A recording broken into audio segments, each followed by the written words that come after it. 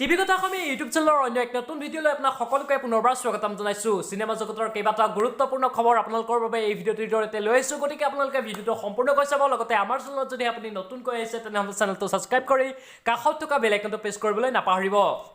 আজি চিনেমা জগতৰ প্ৰথমটো গুৰুত্বপূৰ্ণ খবৰ হৈছে ৰাকেশ ৰিয়ানৰ হোলা ভাইমলাৰ গীতটিৰ শীৰ্ষক গীতটিৰ আহি আছে ভিডিঅ'।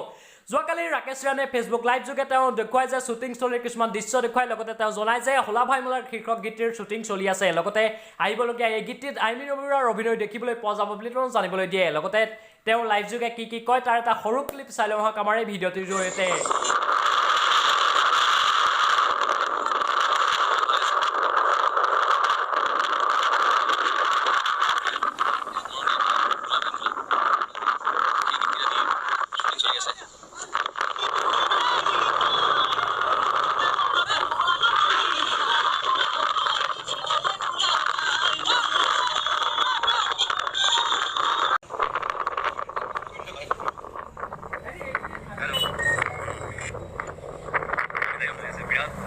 আদিত্য মে লগতে ডিৰেকশ্যনো কৰিছে আদিত্য মৰ্ধনজিতে কোৰিঅগ্ৰাফি কৰিছে লিডো আছে কেমেৰাত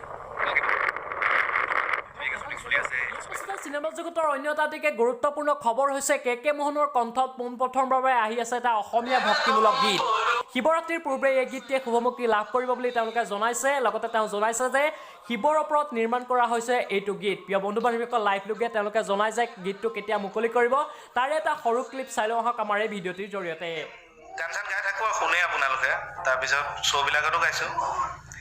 এই ভাইটি আকৌ আমাৰ নগাঁৱৰে, তেওঁ যদিও কৰ্মসূত্ৰে তেওঁ চাকৰি কৰি আছে তথাপিও তেওঁ গানতো খুব মানে ৰাপ গান গাইছে, বহুত কেছেট ওলাইছে। ভক্তি ৰসৰ মানুহ, আমিও তেনেকুৱাই। যদুমণি, অভিমন্যু, তাৰপিছত আৰু এটা যে গুৰুজনা ভক্ত প্ৰহ্লাদ। তেওঁ মানে কথা সৰু কৰিলে আমাৰ সংগীতৰ বিশেষ আমাৰ এতিয়া গুৰুৱে হ'ব ভদ্ৰদা, তেখেতে সংগীতটো চালে। বাকী এতিয়া মোহনে মই প্ৰথম মানে এবাৰ শিৱৰাত্ৰিৰ গীত গাম, মানে প্ৰভু নটৰাজ শিৱ বা সেৱা জনাই গান ওলাবই ন সোমবাৰলৈ শিৱ বাৰ ন বাবাৰ বাৰ। গতিকে গানটো অকণমানতো এনেই আৰম্ভণিতে দিলোঁ আৰু ভালকৈ দি দিম, অকণমান আৰু শুনাই দিম। আপোনালোকে শুনি জনাব কিন্তু আমি কেনেকুৱা গাইছোঁ, আমি ক'ব অকণমান। প্ৰথম কথা কালি এটা মই এবিধ আপোনালোকে পাইছিলে, মই ছাবস্ক্ৰাইব জনাই দিলোঁ। বহুতে মানে এনেকৈ কৈছে যে কিবা মোহন দাই ছোৱালী পলুৱাই দিছে নেকি, মোৰ বহুত মেছেজ আহিছে। তাৰপিছত বোলো মই একো কাকো ৰিপ্লাই দিয়া নাই, বোলো কালিলৈ গম পাব সকলোৱে। গতিকে মানে এটা দুঃসাহ কৰিলোঁ আমি কেকেদাই মই আমিতো মঞ্চটো গাই থাকোঁ, কেকেদাই বাকীখিনি ক'লে ষ্টুডিঅ'ৰ পৰিৱেশটো আমি দেখিছোঁৱে আচলতে গাই এনেকৈ হেডফোন কইনে এয়াৰফোনডাল এনেকৈ কাণত লৈ পোৱা নাই আজিলৈকে, ভিতৰৰ পৰিৱেশটো পোৱা নাই, বাহিৰৰ পৰিৱেশটো পাইছোঁ বাৰু, লোকক দেখিছোঁ। কিন্তু আজি মানে ভিতৰত এই আমাৰ মোৰ বন্ধু ৰূপম, এই ৰূপম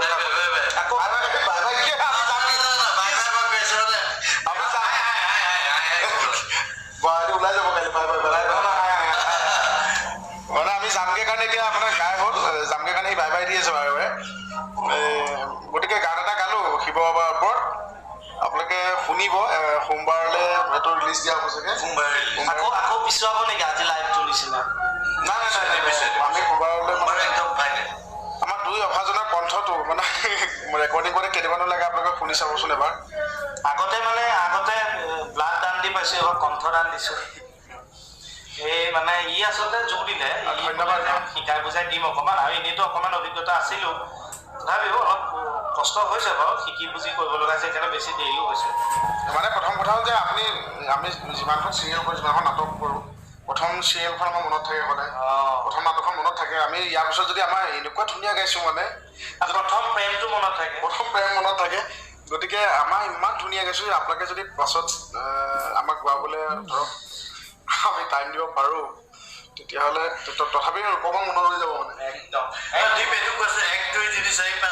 হাৰমনিয়ামৰ স্কেল শিকাইছে, চাপা চাটো আপোনালোকে যোনে যোনে সংগীতৰ লগত জড়িত গম পাব। চাপা চাটো ই মানে একদম পুৰা হেৰি কৰিছে, মানে অৰ্ডাৰ কৰি দিছে, ক'ত মানে কেনেকৈ ধৰিবলৈ মই পাহৰি যাওঁ। গতিকে 10, 12, 14 এনেকৈ পেলাই 10, 12, 14 তেনেকৈ আঙুলি দিলে মানে বাহঁতৰ পৰা জুকি গ'লে 10, 12, 14 চাপা চাটো কৰে, তেনেকৈ প্ৰেক্টিচ কৰিলোঁ।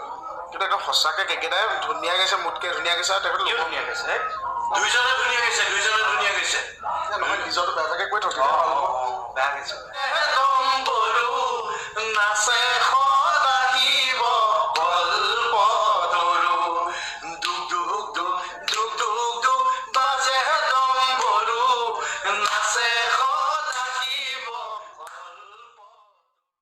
ইয়াৰ পাছতে চিনেমা জগতৰ তৃতীয়টো অতিকে গুৰুত্বপূৰ্ণ খবৰ হৈছে নিৰ্ণায়নত আহি আছে এখন নতুন ৱেব ছিৰিজ নাম হৈছে মৃত্যুদূত ইলিগেলৰ বৃহৎ সফলতাৰ পাছত নিৰ্ণায়নত পুনৰ এখন নতুন ৱেব ছিৰিজ আৰম্ভ হ'ব নাম হৈছে মৃত্যুদূত প্ৰিয় বন্ধু বান্ধৱীসকল এই ৱেব ছিৰিজখনৰ বিষয়ে কিছুমান কথা পাতিম তেওঁলোকে দুখন পোষ্টাৰ মুকলি কৰিছে চাই লওক সেই পোষ্টাৰ